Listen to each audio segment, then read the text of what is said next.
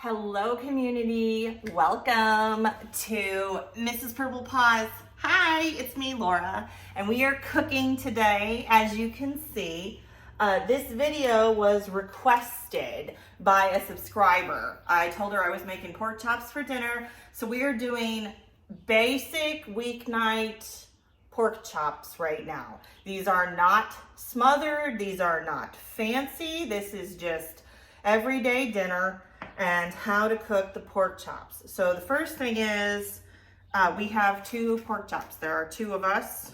We are a household of two humans and many animals. So the first thing I'm gonna do is obviously open my pork chops and fork them into my casserole dish. I have no idea what size casserole dish is. This is about a medium Corelle lidded casserole dish. If you don't have one of these in your arsenal, I highly recommend obtaining one.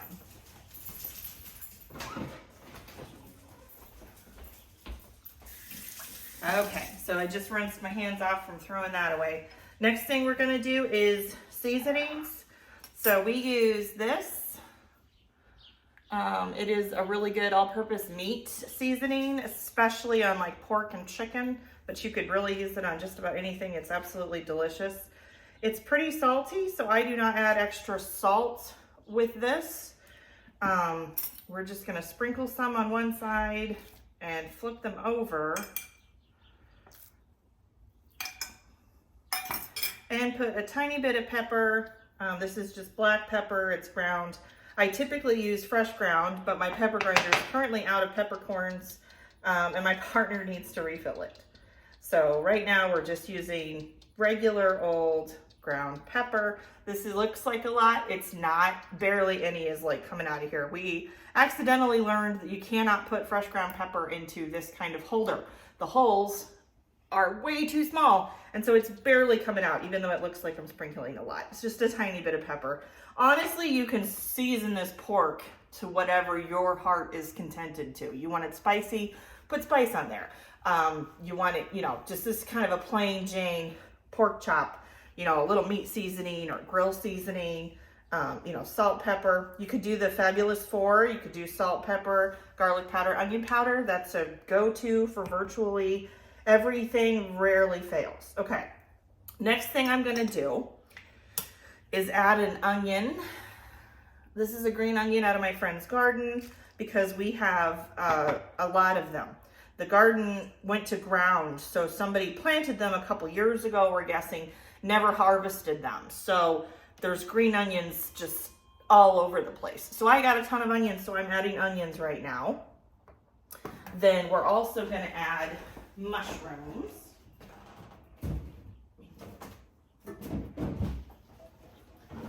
Here are my mushrooms, and I thought I was all prepared and had everything out here ready, and look, I had to go grab them.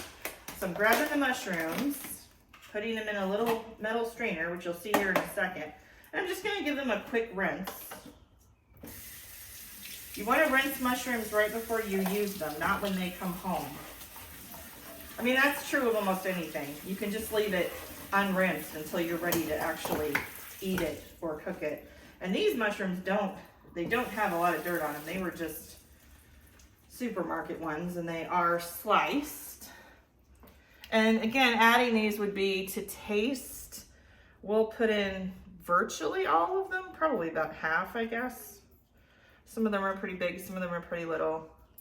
These are going into the oven, so again, however many mushrooms you want. So now I've added my mushrooms to my pork chops. I'm gonna put these over here. I'll put those back in the fridge. Just keeping the counter neat here, especially for the video. And then now the fun part, we're gonna add Campbell's cream of mushroom soup. Virtually any cream soup will work. You could use cream of chicken, cream of asparagus, cream of broccoli. They have a very delicious cream of mushroom and roasted garlic. To my knowledge, the brand doesn't matter. You could use store-bought cream soup. You could use homemade cream soup. There's a whole school of people who were like, better than canned cream soup. By all means, use whatever soup makes you happiest. I like the vintage feel of Campbell's soup. It's pretty affordable. It's almost always in my pantry. So that is what we do. You need to do what works best for your family and your kitchen. So here we go.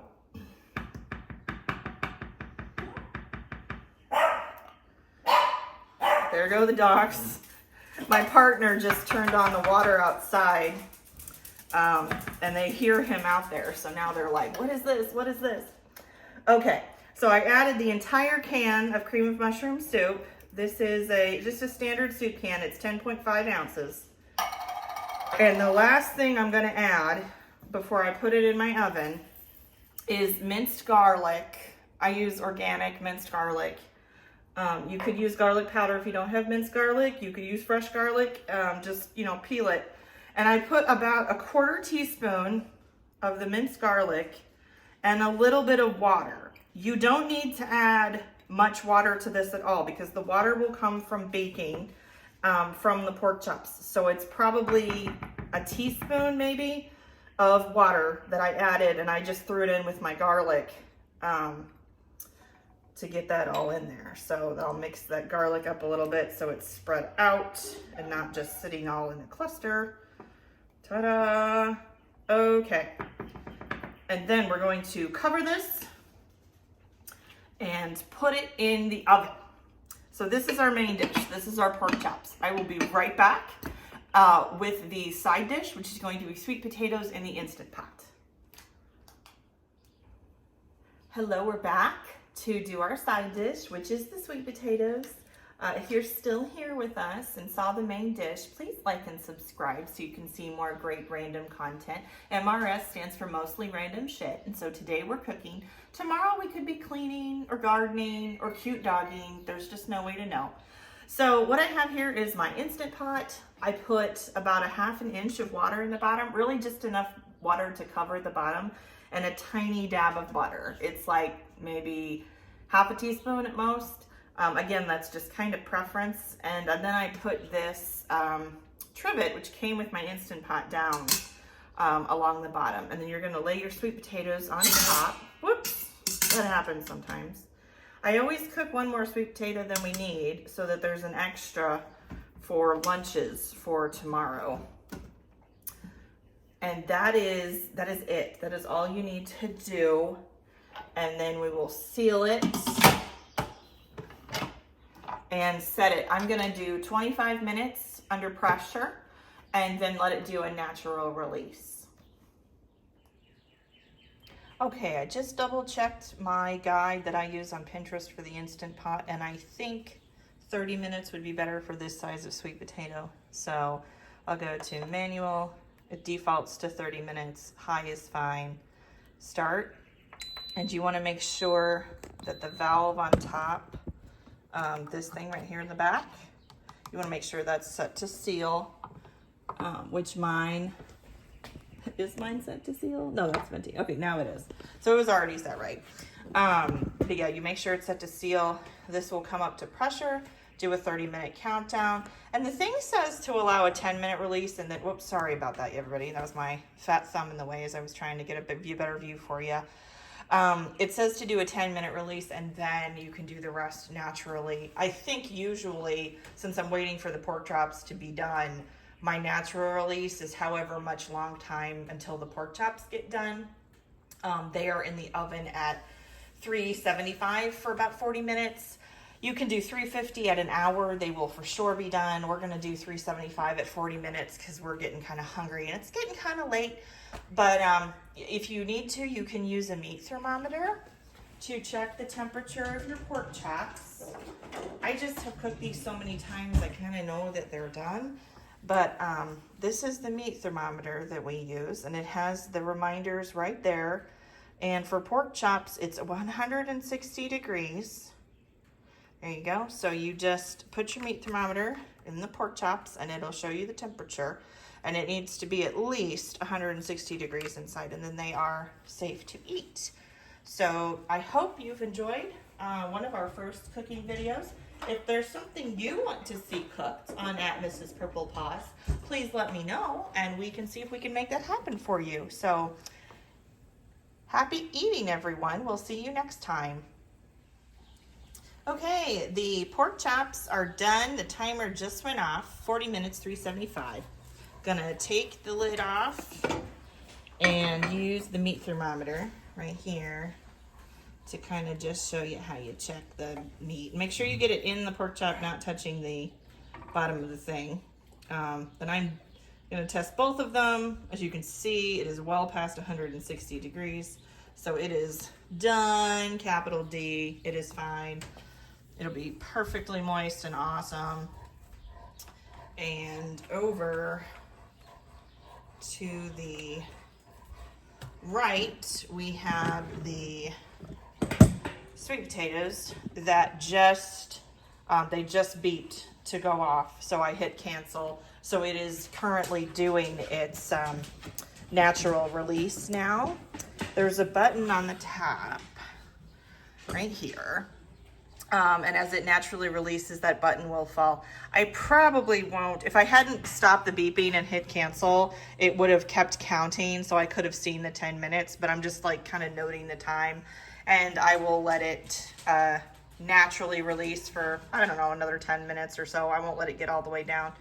And then I will manually release, which is where you turn this to vent until the pressure's done.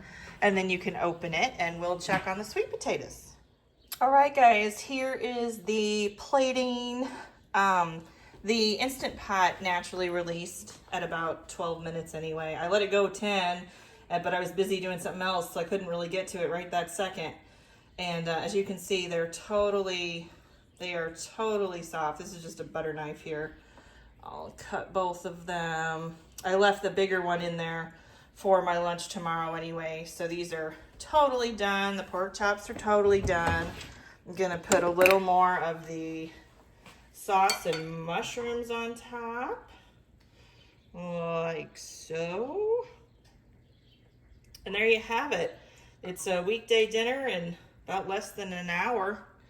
Can't get much more simple than that. So hope you enjoyed it.